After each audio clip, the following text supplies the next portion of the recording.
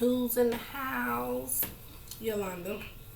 Hey y'all, let's get this thing popping. Real quick, this ain't gonna be a long video. I just wanted to jump in and let y'all know what was going on. Y'all haven't heard from me since the other day. So please do your part and like, comment, and subscribe to my video. I thank everybody for their support so far, and hopefully, y'all know my words. If y'all ain't figured out my word game by now, y'all gonna learn today. All right. But anyway, let me go ahead and recap what's happened since I last talked to y'all. Now it was game 4 for the Houston Rockets, in which, man, we lost game 4. So we play tomorrow, which is Wednesday, back here in Houston, and it's a definitely win or stay your ass at home situation. We down 1-3 to Portland. Like I said, we went into overtime again, which has been so unnecessary. We've had these games won, and I'm not finna start crying about, the bad calls and all of this, because bad calls is something the Rockets have endured since way back in the Elijah One and Ralph Sampson days. We've always got bad calls, and for the most part, if you watch enough NBA, especially when it's playoff season, you're going to always catch a game that got some bad calls, missed calls. So you can't cry over that. You can't worry about if they calling fouls, because it be clearly fouls that they don't catch. So you look for the call, but if they don't give it, just keep it moving, because, man, they had me so crunk. Wait a minute. And I had to take, when we finally did go into overtime, I was so happy. I had to take my baby. She was dancing off that Pharrell song, Happy. That's my song. And we was over here all crunk and stuff. That's them trying to get in the door now. And I got them locked out, because I got to hurry up and do my video. But I had to take my baby dancing off her Pharrell, and then I was looking at the game overtime at the same time, and they took me out of my element, had me cussing like a sailor. I'm trying to play some of it.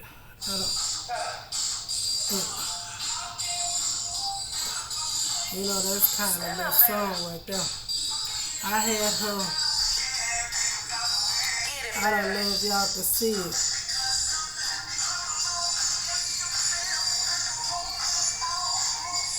That's Minnie Baby. Her and Cameron love that song.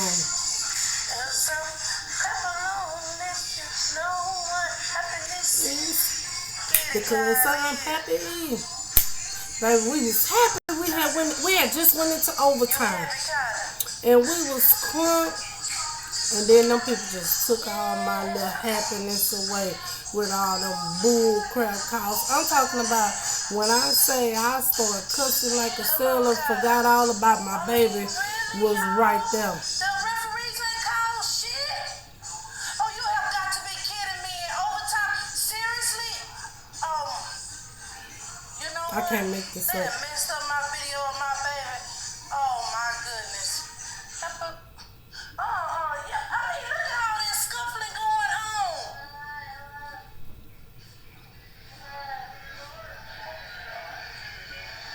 Y'all can't see it as You clear got to be kidding me. because I'm showing y'all on my phone, but y'all know it was a mess, those of y'all who watched, but it was a couple of situations. This bitch ass in the motherfucking face. Woo, did I say that? I was crunk, y'all. I really was. Bullshit. I was crunk. And then that other call with the flagrant foul. But let me get off of that right quick because hey, what's done is done. Like I said, we just gotta keep it moving and get ready for game 5, which is here in Houston. So tonight we got another situation. Like I said, Washington and Chicago. Chicago down 1-3. They play tonight, so it's win or go home. And then you got Memphis and OKC. They tied 2-2, so they game tonight. And then they got Golden State Warriors playing the Clippers. Baby, did y'all catch the update on the Clippers on the situation that the I guess the person that's over the NBA, baby, he did a press conference that day. He said Donald Sterling is banned. Not just for the rest of this playoff, not for the rest of this season. He said for life. Life. He fined him $2.5 million, and he is going to try to do everything to force him to sell the team. He said they don't tolerate or this in the NBA. That's fine. And that's okay. Who gets that money and all of this stuff? I mean, then when he sell the team, he's still making money off of it. But, you know, the NBA say they don't want to associate themselves with racist people. How many NBA owners is racist? Come on. Yeah, it's a good. I understand the thought behind it and the reasoning behind it, but like I say, and I try to be a person that don't use the never word because you're never supposed to say never. But one thing I know that I can be very confident and say, you will never get rid of racism. I don't care if it's still one racist person on this earth. You will still have racism. And that's just something that will always be. And you know, they did the little thing with, wasn't that Paula Deen? And, you know, my whole thing is, we all, I ain't gonna say we all, but majority of people have showed some type of racism at some point in time in their life. And I'm not trying to be funny, but 90% of the racism that I have witnessed have been against my own race. Black folks racist against other black folks. You have racism just within the black community. Even when you're talking about dark-skinned blacks against light-skinned blacks, that's been going on forever. You know, dark-skinned blacks have always felt they've had to work harder because light-skinned blacks have always had it easier. Or that's another subject. I would have to just really sit down and we can do a real talk discussion on that. But like I said, racism will always exist. That's just a given.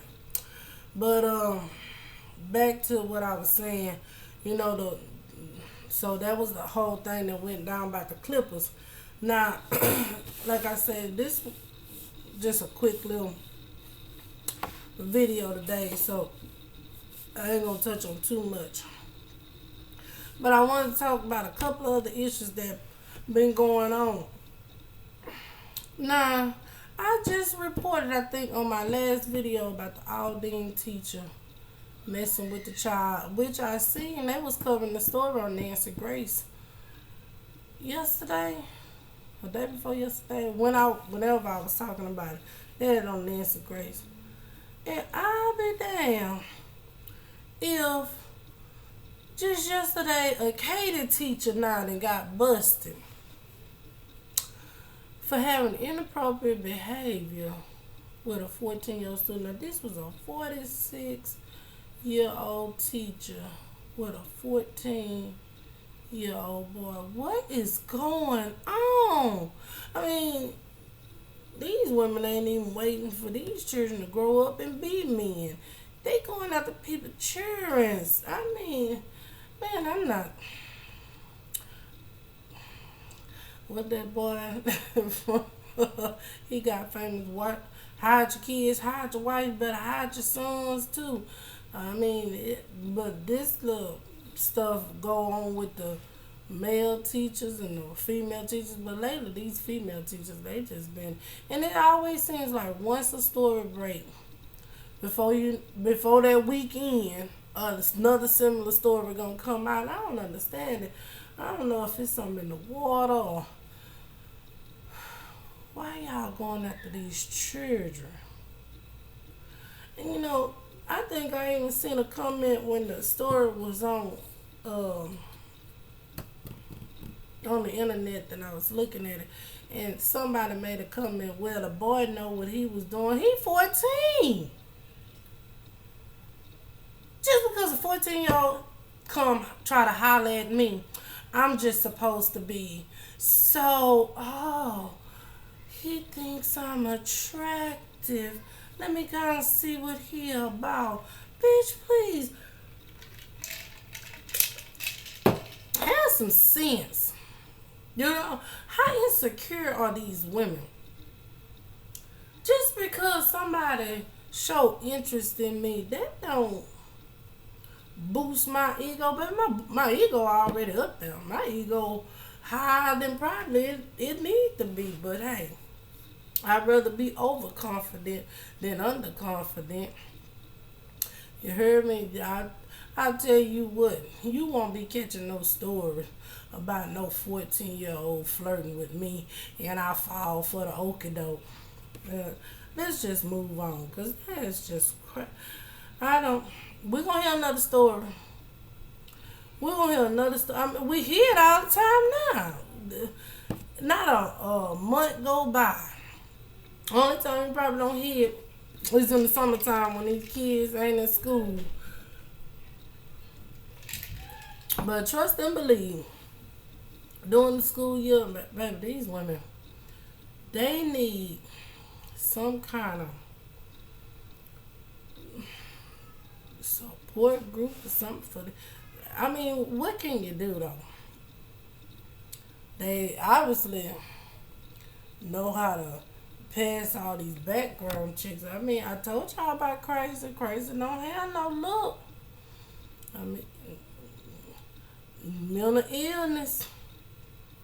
I tried to tell y'all, y'all think it's a joke, but it's just really,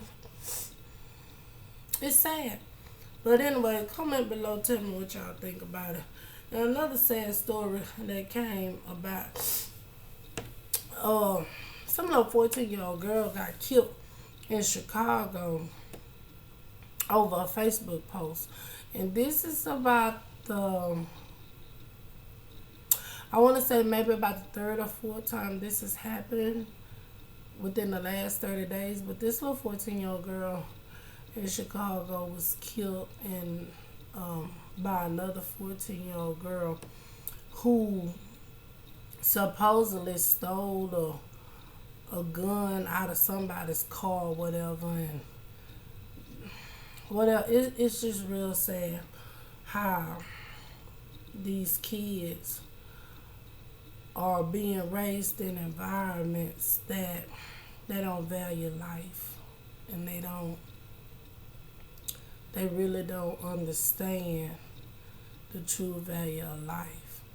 But 9 out of 10, a lot of these, urban kids and, lost children are either raised, they're not being raised. That's one of the problems. People are not paying them attention in areas that they need to. A lot of them are being raised by mothers who are not that much older than them, for one, or they're not being raised, or there's some kind of problems in the family, maybe some drug and alcohol abuse, maybe some physical and mental and emotional abuse. Something's missing.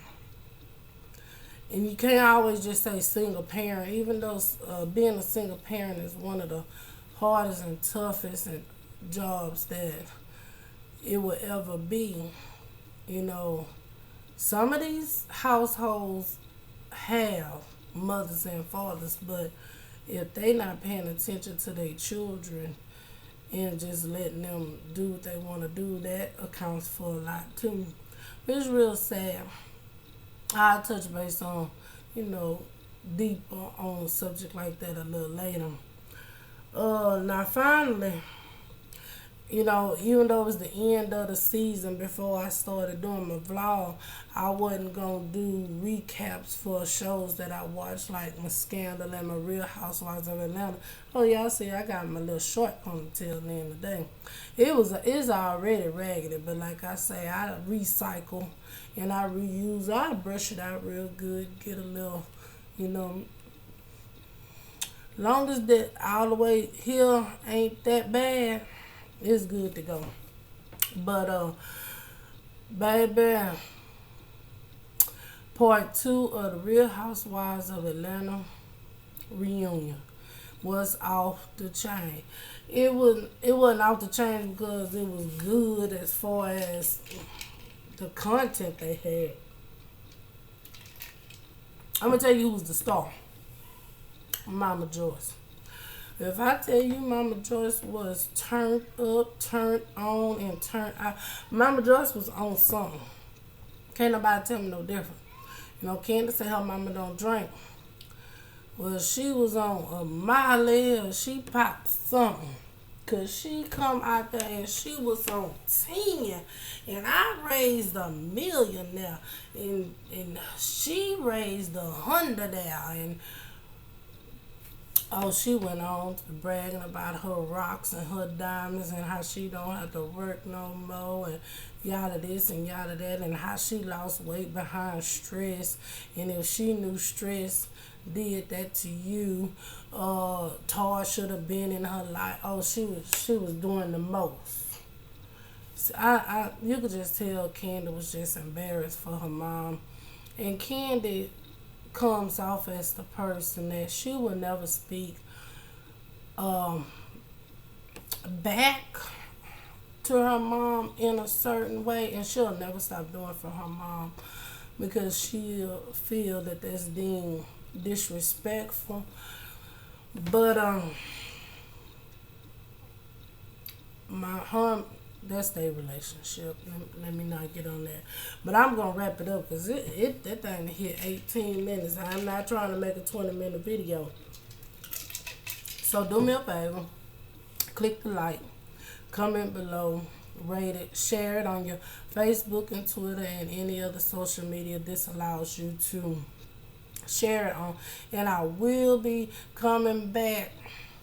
See, today Tuesday. The game come on tomorrow. And I think my show come on tomorrow that I'm supposed to do my review. But y'all gonna hear from me. I might throw in a little video in between now to give y'all something to think about or talk about. And be sure to send me your emails. Yolanda at YolandaHouse1118 at gmail.com. Now what I did find out is that even though I put the annotations in my video, if you watching me on your mobile device or on your TV, it's not going to show the annotations. So I put it along in the description box so you can see it. But until the next time we see each other again, I hope you have a great and blessed day. And who's in the house? Yolanda. I will see y'all later. Until then, bye-bye.